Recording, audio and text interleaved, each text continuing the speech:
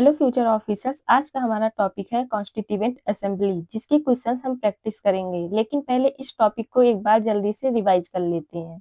Topic है constituent assembly.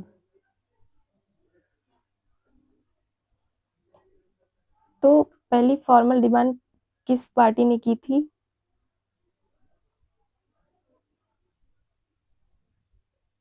Swaraj party ने।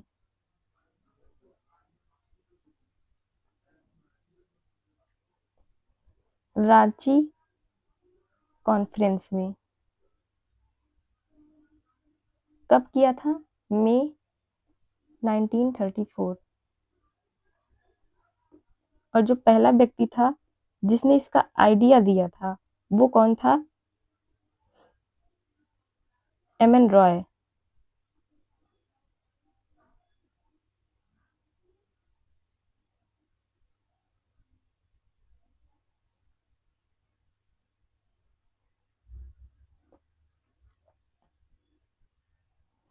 1934 में ये क्वेश्चंस आते हैं एग्जाम में। और हमारे इंडियन नेशनल कांग्रेस ने कब डिमांड किया था? इन्होंने भी मई 1934 में किया था डिमांड। लेकिन स्वराज पार्टी ने पहले किया था, इन्होंने बाद में किया था, पटना में। और डिमांड जो है वो एक्सेप्ट किस एक्ट में हुआ था?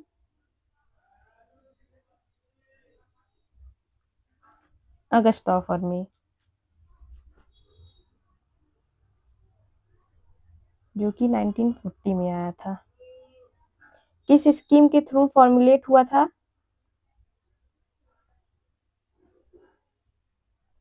Cabinet mission plan.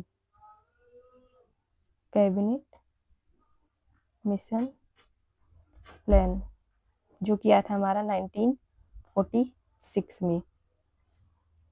अब इस असेंबली की बातें करते हैं। इसका जो इलेक्शन हुआ था वो इनडायरेक्ट हुआ था, और ये एडल्ट फ्रेंचाइज पे बेस्ड नहीं था।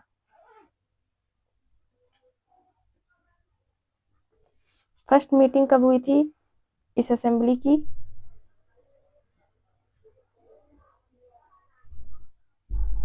9 दिसंबर 1946। कितने मेंबर्स पार्टिसिपेट किए थे? 207। इसका टेम्पोररी प्रेसिडेंट कौन थे? टेम्पोररी प्रेसिडेंट डॉक्टर नो सचिदानंद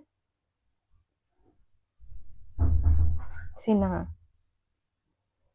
और जो परमानेंट हुए उनके बाद राजेंद्र प्रसाद जी। ये हुए थे इलेक्ट 11 दिसंबर को। ओके। कितना टाइम लगा इनको कॉन्स्टिट्यूशन बनाने में? 2 years 11 months 18 days। टोटल कितने सेशंस हुए थे? ये सारे पीटी पॉइंट्स है जो एग्जाम में आते हैं। 11 सेशन हुए थे, और एक अलग से सेशन हुआ था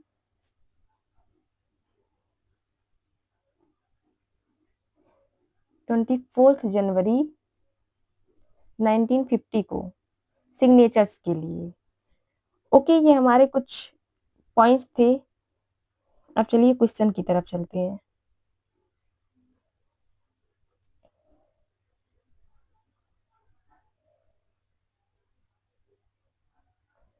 ठीक है, चलते हैं।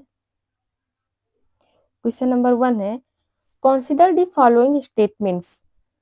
The Constituent Assembly of India was formed under the scheme formulated by the Cripps Mission. नहीं, क्रिप्स मिशन।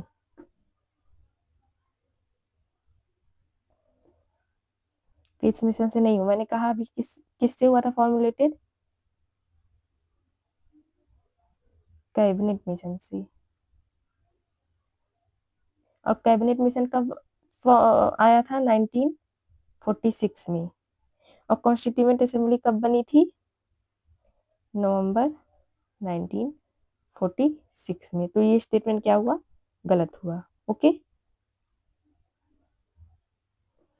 स्टेटमेंट 2 है, the constituent assembly generally followed the policy of consensus and accommodation with respect to drafting of the constitution। Drafting of the constitution, ये सही है। तो which of the statements given above correct. तो 1 गलत है, 2 सही है, तो ये हो जाएगा ऑप्शन बी, 2 ओनली। ओके, चलिए नेक्स्ट क्वेश्चन की तरफ चलते हैं। With reference to the communal award,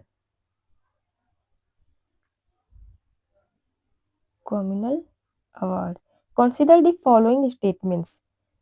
It was introduced on the recommendations of Simon Commission। नहीं, साइमन कमीशन के रिकमेंडेशन पे नहीं आया था, ये बेस्ड था इंडियन फ्रेंचाइज कमेटी पे। इस कमेटी को और क्या कहते हैं, लोथियन कमेटी। ठीक, ये साइमन कमीशन पे नहीं, बेस्ड रिकमेंडेशंस पे नहीं था।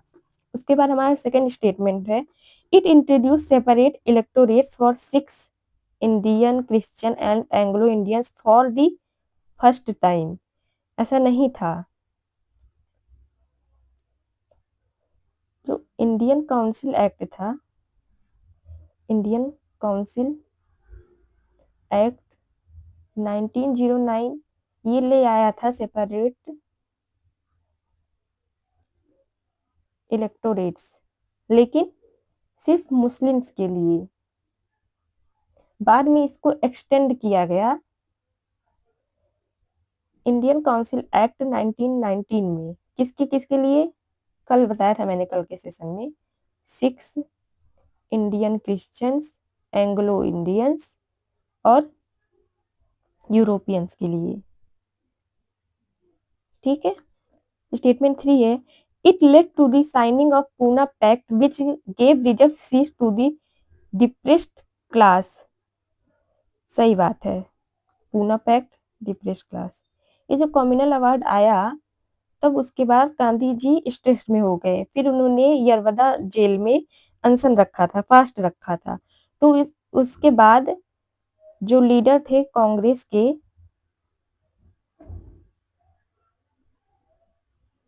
और डिप्रेस्ड क्लास के, उनके उनके उनके बीच ये पूरा पैक्ट हुआ। ये बिल्कुल सही बात है। ठीक है। और इस पैक्ट में क्या था कि हिंदू का जो ज्वाइंट इलेक्टोरेट रिटेन्ड रहेगा,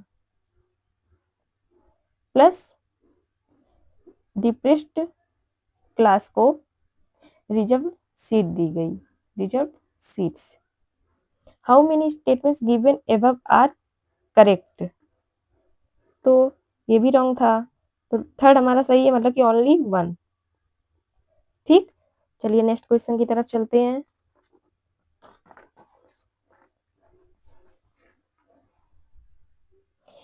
With reference to the composition of India's Constituent Assembly, consider the following statements.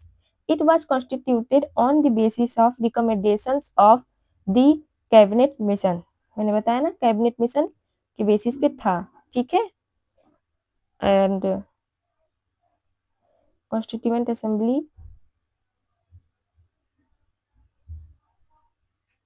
Constitute हुआ हमारा कब, नवंबर 1946 में, under scheme cabinet mission plan. ठीक, ये ठीक है। फिर स्टेटमेंट 2 है, members from the princely states were drawn through nomination. ये भी सही है। जो हमारा कॉन्स्टिट्यूएंट असेंबली था,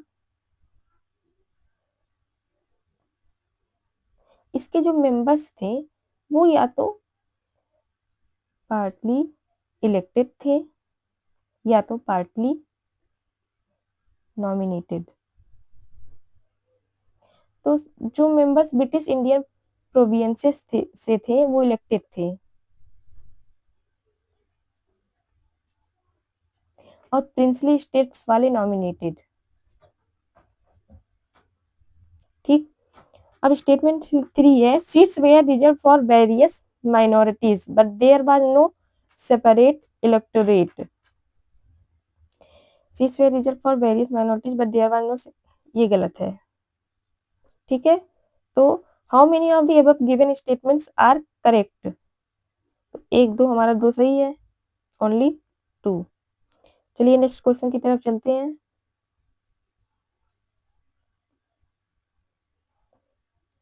ये हमारे जो कमिटीज बने थे उसके ये हेड और ये कमिटी है, देखना कि सही है कि नहीं। तो यूनियन पावर्स कमिटी को जवाहरलाल नेहरू ने किया था डिसाइड, ठीक है। प्रोविंशियल कॉन्स्टिट्यूशन कमिटी को डॉक्टर बी आर नहीं, इसको किया था सरदार पटेल ने। ओके, और ये जो बी आर अम्बेडकर हैं ये थे ड्राफ्टिंग कमेटी के। ठीक है, union constitution committee doctor Rajendra Prasad, ये भी रॉन्ग है। ठीक है, इसको किया था जवाहरलाल नेहरू ने। ठीक, जो हमारे राजेंद्र प्रसाद थे वो 2 कमिटीज के थे, एक रूल्स ऑफ प्रोसीजर कमिटी और एक steering committee.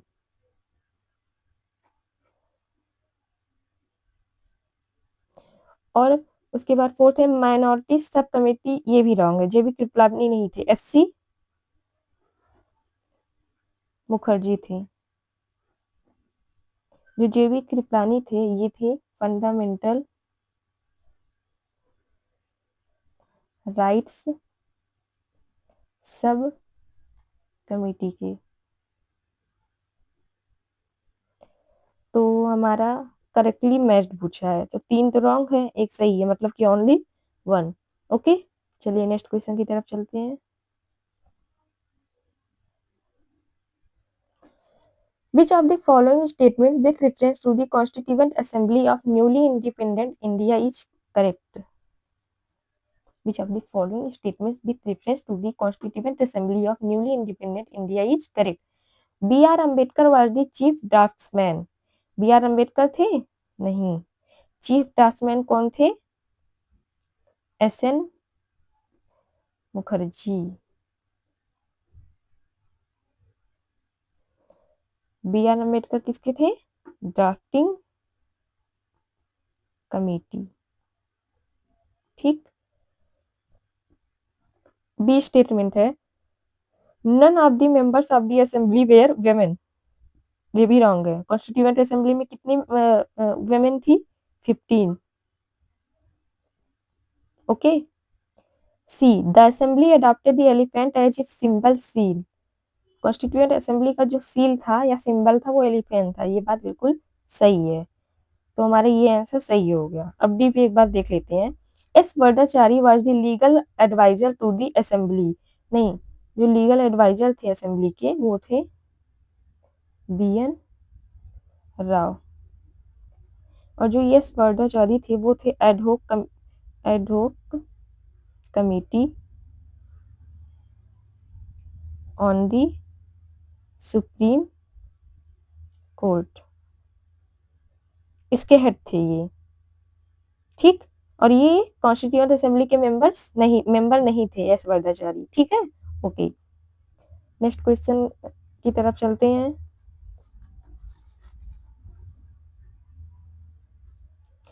Provisions related to which of the following topics of the Constitution of India came into force on 26th of November 1949? Okay. Provisional parliament, सही बात है। इस क्वेश्चन में पूछ रहा है कि 26 नवंबर 1949 को हमारा कॉन्स्टिट्यूशन बनके तैयार हो गया है, तो उस समय कौन कौन से प्रोविजंस थे जो तुरंत लागू हो गए थे, मतलब वो 26 जनवरी 1950 का वेट नहीं हुआ। ठीक, तो ये प्रोविजनल पार्लियामेंट है जो वो लागू हो गया था। सिटीजनशिप भी हमारा लागू हो गया था तुरंत। डीपीएसपी नहीं। इलेक्शंस हाँ।